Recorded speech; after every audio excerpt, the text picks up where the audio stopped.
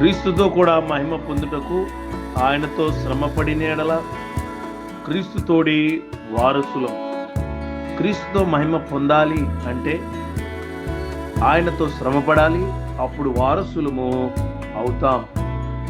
దేవుడు మనతో అంటూ ఉన్నాడు, మనము క్రీస్తుతో పాటు మహిమ పొందేందుకు ఆయనతో బాధలు అనుభవించే వారమైతే మనము దేవుని వారసులం, మనము క్రీస్తుతో వారసులం. నా సహోదరి సహోదరుడా, మొదట బాధలు, తర్వాత మహిమ.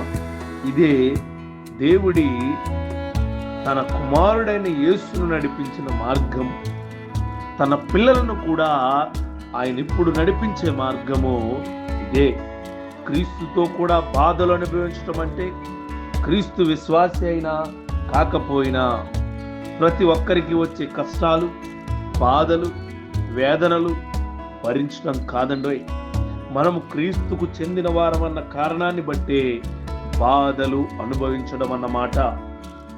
ఆయన్ను తిరస్కరించి ద్వేషించిన లోకంలో విశ్వాసులైన మనం ఉన్నందుకు, అనేక విషమ పరీక్షలకు గురి అవుతున్నందుకు, మనలోను మన చుట్టూరా ఉన్న పాపంతో మనం పోరాడుతూ ఉన్నందుకు, సత్యము న్యాయము కోసము మనం స్థిరంగా నిలబడుతున్నందుకు మనం బాధలు అనుభవించడం అన్నమాట. అలాంటి వారందరికీ హింసలు తప్పవు. మనం క్రీస్తుతో కలిసి బాధలు అనుభవించేందుకు ఇష్టపడకపోతే ఇక పైన ఆయనతో కలిసి మహిమలోను వారసత్వంలోను భాగస్వాములవుతామని ఆలోచించే హక్కు కానీ ఆలోచించే క్రియ కానీ మనకు లేదు. మనం ఆయనతో బాధలు పడుతున్నప్పుడు మనకెందుకు ఈ బాధలు అనుకోకూడదు. నిజానికి ఆయనతో మనం బాధలు అనుభవించకుండా ఉంటుంటే ఎందుకు అలా అనుభవించడం లేదని ప్రశ్నించుకోవాలి.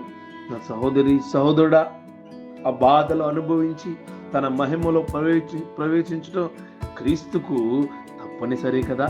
నువ్వు ఒకసారి ఆలోచించు, నీ జీవితంలో ఆయన నడిపించిన మార్గం ఏమిటి?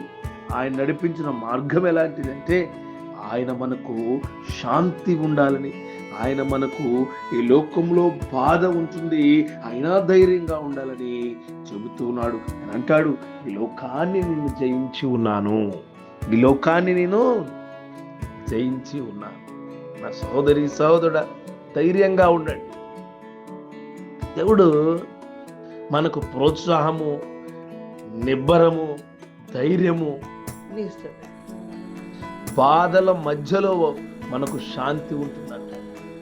బాధల మధ్యలో అంతిమ విజయం క్రీస్తులో వారికి చెందుతుందని తెలుసుకోవాలి. మనం ఈ లోక బాధల స్థానంలో శాశ్వత మహిమ చేకూర్చే విధంగా దేవుడు మనకి చెబుతూ ఉన్నాడు.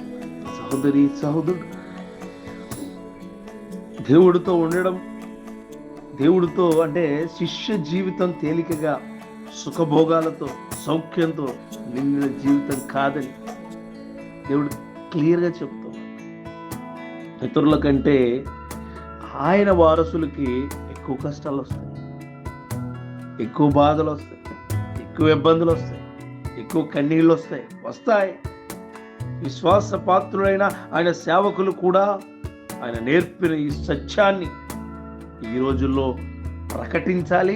ప్రకటిస్తారు కూడా. అందుకే నీ జీవితంలో క్రీస్తు మహిమ పొందాలి అంటే ఆయనతో శ్రమపడాలి, ఆయనతో వారసులుగాను ఉండాలి. గుర్తుపెట్టుకో నా సహోదరి సహోదరుడా, గుర్తుపెట్టుకో. దేవుడు నీకు ఆ క్రియలు ఇస్తున్నాడు, తీసుకో. దేవుడు నువ్వు ఆ క్రియల్లో ఉండాలని ఆశపడుతూ ఉన్నాడు. అవి నువ్వు చక్కదిద్దుకుంటావా? ప్రార్థన చేద్దాం. పరిశుద్ధమైన ప్రభువా, మీకు వందనాలు అయ్యా. మీ